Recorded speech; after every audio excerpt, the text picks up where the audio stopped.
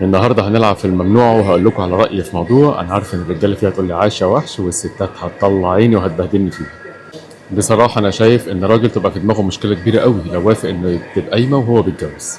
دي بدعه كده واختراع عجيب، حتى ما جاليش فضول اعرف مين اللي اخترعه، وحاجه مش موجوده في الدين ولا ربنا اذن بيها، ومع ذلك اتعمل لها قانون عشان لما اتنين يتخانقوا مع بعض بدل ما يفكروا يحلوا ممكن الست تضغط بيها على الراجل والراجل يضطر يعمل لها حركات او يشغل دماغه عليها عشان بس يتقي شرها.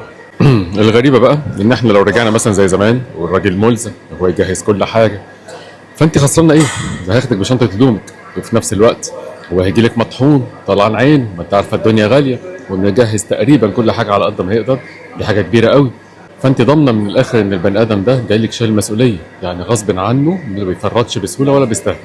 وانت كل المطلوب منك تتفضلي كده تجهزي نفسك للاخ اللي جاي عشان تعرفي تكوني اسره محترمه، تتعلمي ازاي تربي اولاد. يا ست لو هو ما عندوش مشاكل مع شغلك اتفضلي اشتغلي زي ما انت عايزه واعملي احلى مستقبل. ولو انت بنوته مثلا لسه مالكيش تجارب في الجواز فبصراحه بلاش محن، انت اقعدي معززه مكرمه، الراجل هيجي لك لغايه عندك يستاذنك ويقول لك كل حاجه وانت وافقه او هترضي عليه. اما بقى لو حضرتك ليكي تجارب في الجواز واعترضت على الكلام ده فلو سمحت ما تبليش المجتمع كله بمشكلتك الشخصيه او بحاجات انت شفتيها على ناس غيرك، عامل جواك وساوس كتير، فاحنا ذنبنا ايه؟ الموافق بقى يقول لي معاك كبير، والمعترضه اكتبي كل اللي انت عايزاه بس والنبي بلاش شتيمه.